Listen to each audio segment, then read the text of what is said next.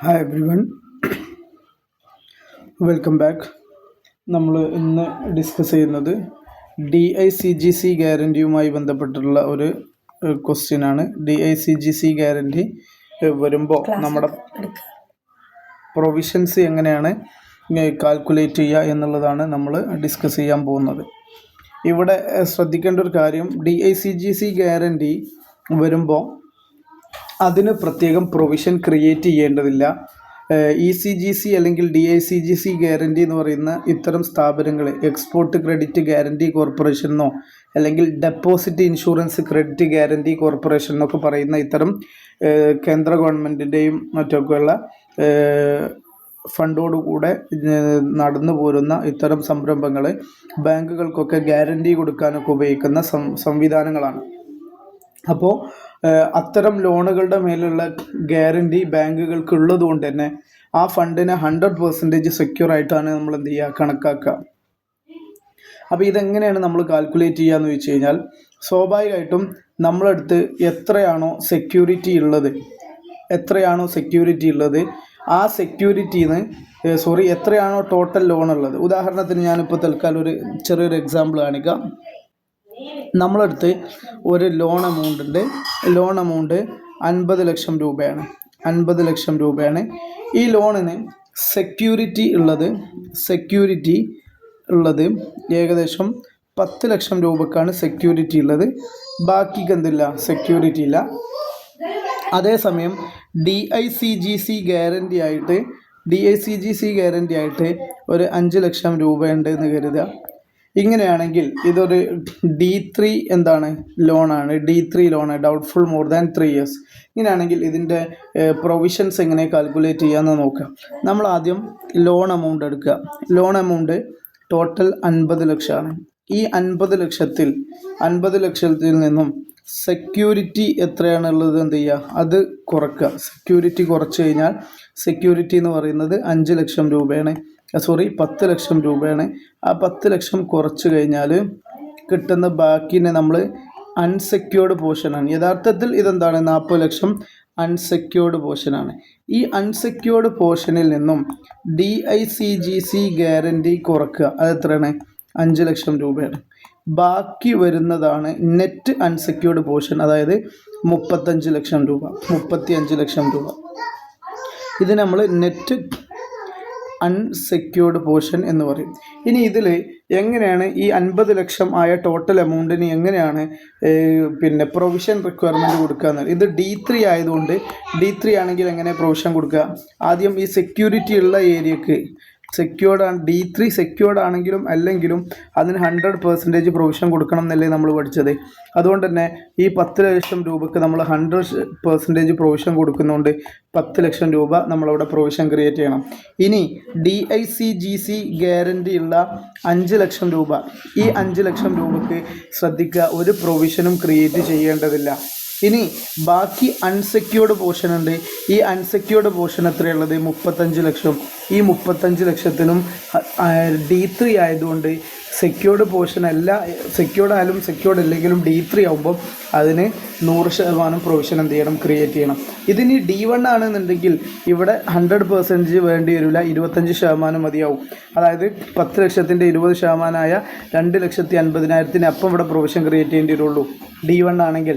ഇത് D2 ആണെങ്കിൽ ഇവിടെ എത്ര വേണം, 40% വേണം. അപ്പോൾ 10 ലക്ഷത്തിൻ്റെ 40% ആയിട്ടുള്ള 4 ലക്ഷം അവിടെ പ്രൊവിഷൻ വെക്കേണ്ടി വരുള്ളൂ. പിന്നെ അൺസെക്യൂർഡ് പോർഷൻ അപ്പോൾ എപ്പോഴും എന്താണ്, 100% പ്രൊവിഷൻ വെക്കേണ്ടേ. ഈ രീതിയിലാണ് DICGC ഗ്യാരൻറ്റിയുടെ കാൽക്കുലേഷൻസ് എന്ത് ചെയ്യുക വരിക.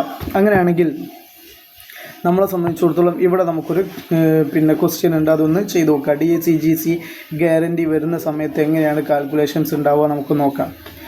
In respect to the following information, compute the amount of provision if as on 31st March 2026 the loan outstanding is categorized as doubtful for 8 months, doubtful for 3 years, doubtful for 4 years. ഇത് D1 ആണ്, ഇത് D2 ആണ്, ഇതെന്താണ്, D3 ആണ്. Okay, term loan 90 ലക്ഷം ഉണ്ട്. അതിൽ DICGC guarantee 40% ഉണ്ട്. പക്ഷേ 40% ഒക്കെ ഉണ്ടെങ്കിലും അതിൽ 20 ലക്ഷം മാക്സിമം എന്ത് ചെയ്യുള്ളൂ, കിട്ടുള്ളൂ. 40 ലക്ഷത്തിൻ്റെ മേൽക്ക് 40% ചിലപ്പോൾ 25 26 30 ലക്ഷമൊക്കെ ആവാം. അങ്ങനെ ആവുന്നുണ്ടെങ്കിൽ 20 ലക്ഷം മാക്സിമം കിട്ടുള്ളൂ. പിന്നെ സെക്യൂരിറ്റി ഹെൽഡ് 40 ലക്ഷത്തിൻ്റെ സെക്യൂരിറ്റി ഉണ്ട്, പക്ഷേ വിറ്റപ്പം 25 ലക്ഷത്തിൻ്റെ സെക്യൂരിറ്റി കിട്ടുന്നുള്ളൂ. 42 ലക്ഷത്തിൻ്റെ സെക്യൂരിറ്റി നമ്മുടെ കയ്യിൽ ഗോൾഡായിട്ടൊക്കെ ഉണ്ടെങ്കിലും നമ്മൾ വിറ്റപ്പോൾ അതിന് 25 കിട്ടുള്ളൂ. അപ്പോൾ പിന്നെ 25 എടുക്കാൻ പറ്റുള്ളൂ, സെക്യൂരിറ്റി 42 എടുക്കാൻ പറ്റില്ല. ഇനി എങ്ങനെ ഇത് കാൽക്കുലേറ്റ് ചെയ്യും നോക്കാം. നമ്മളെടുത്തുള്ള ടേം ലോൺ 90 ലക്ഷമാണ്. 90 നമ്മൾ എഴുതി.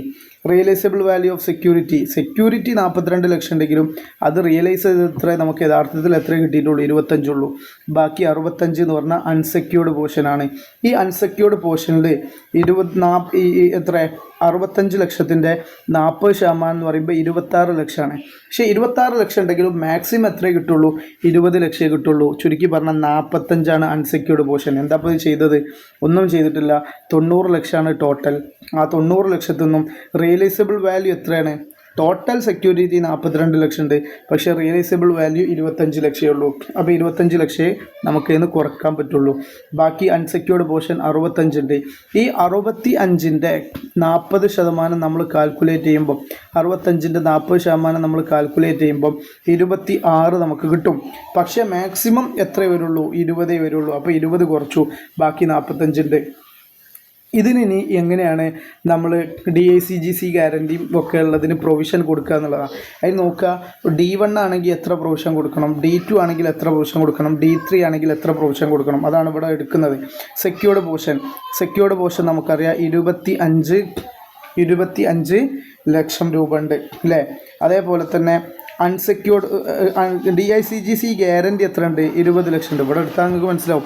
സെക്യൂർഡ് പോർഷൻ 25, DICG 20, ബാക്കി 45. അതാണ് ഇവിടെ എഴുതിയത്. അങ്ങനെ ടോട്ടൽ 90. ഇതിൽ നമുക്കറിയാം എ എന്ന് പറഞ്ഞു കഴിഞ്ഞാൽ D1 ആണ്. D1 ആണെങ്കിൽ പ്രൊവിഷൻ എത്ര ക്രിയേറ്റ് ചെയ്യണം? 25%. ഇവിടെ ആണെങ്കിൽ 40%. D3 ആണെങ്കിൽ 100%. ഗ്യാരണ്ടി ഉള്ളതിന് ഏത് D1, D2, D3 ഏതായാലും 1% ക്രിയേറ്റ് ചെയ്യേണ്ട. അൺസെക്യൂർഡ് പോർഷൻ ഡൗട്ട്ഫുൾ ആണെങ്കിൽ 100% പ്രൊവിഷൻ ക്രിയേറ്റ് ചെയ്യണം. അങ്ങനെ വരുമ്പോൾ 25% 6.25 ആണ് എന്ത് D1 പ്രൊവിഷൻ ക്രിയേറ്റ് ചെയ്യേണ്ടത്. D2 അൺസെക്യൂർഡിൽ DICGC ഗ്യാരണ്ടി ഉണ്ടെങ്കിൽ പ്രൊവിഷൻ ഒന്നും വേണ്ട. അൺസെക്യൂർഡായ 45ന് 100% പ്രൊവിഷൻ ക്രിയേറ്റ് ചെയ്യണം. അതുകൊണ്ട് 45. ചുരുക്കി പറഞ്ഞാൽ ഡൗട്ട്ഫുൾ ഫോർ 8 മന്ത് ആണെങ്കിൽ 51,25,25,000 നമ്മൾ എന്ത് ചെയ്യണം? പ്രൊവിഷൻ ക്രിയേറ്റ് ചെയ്യേണ്ടതുണ്ട്. ഇതെങ്ങനെ വന്നു എന്ന് വെച്ച് കഴിഞ്ഞാൽ ഇതാണ് ആദ്യം ഈ ഏരിയയിൽ നമ്മൾ എന്ത് ചെയ്തിട്ടുണ്ട്? പെർസെൻറ്റേജ് കൊടുത്തിട്ടുണ്ട്. ഈ പെർസെൻറ്റേജാണ് നമ്മൾ എന്ത് ചെയ്യേണ്ടത്? എടുക്കേണ്ടത് 25% D1 ആയതുകൊണ്ട്. ഇനി 40% എങ്ങനെയാണെങ്കിൽ ഡൗട്ട്ഫുൾ ഫോർ 2 ഇയേഴ്സ് ആണെന്നുണ്ടെങ്കിൽ അപ്പോൾ 25ൻ്റെ 40% 10 രൂപ ഇവിടെ പ്രൊവിഷൻ വെച്ചു. ഗ്യാരണ്ടി ഉള്ളതുകൊണ്ട് അതിന് പ്രൊവിഷനൊന്നും വേണ്ട. ബാക്കി ഈ 45ന് ഇവിടെ നിർബന്ധമായിട്ട് 45 വെക്കണം. ടോട്ടൽ 55 പ്രൊവിഷൻ ക്രിയേറ്റ് ചെയ്യണം. ഇനി സെക്യൂർഡ് പോർഷൻ ആണെങ്കിലും D3 ആയിക്കഴിഞ്ഞാൽ 100% പ്രൊവിഷൻ വെക്കണം. അപ്പോൾ 25. ഇവിടെ ഒന്നും പ്രൊവിഷൻ വേണ്ട. ഇവിടെയും 100% പ്രൊവിഷൻ വേണം. അപ്പം 70 ലക്ഷത്തിന് പ്രൊവിഷൻ വേണം. ഇങ്ങനെയാണ് നമ്മൾ ഇതിൻ്റെയൊക്കെ കാൽക്കുലേഷൻസ് ചെയ്യേണ്ടത്. DICGC ഗ്യാരണ്ടി ഉണ്ടെങ്കിലുള്ള കാൽക്കുലേഷൻ രീതിയാണ്. ഇതുപോലെ നമുക്ക് ഒരുപാട് ക്വസ്റ്റ്യൻസ് നമുക്ക് എന്ത് ചെയ്യാൻ പറ്റും? കാണാൻ പറ്റും. മറ്റൊരു ക്വസ്റ്റ്യൻ ഞാൻ ഇവിടെ ഒന്ന് സെർച്ച് ചെയ്യട്ടെ കേട്ടോ. DICGC ഗ്യാരണ്ടി ഉള്ള ക്വസ്റ്റ്യൻ ആണെങ്കിൽ നമുക്ക്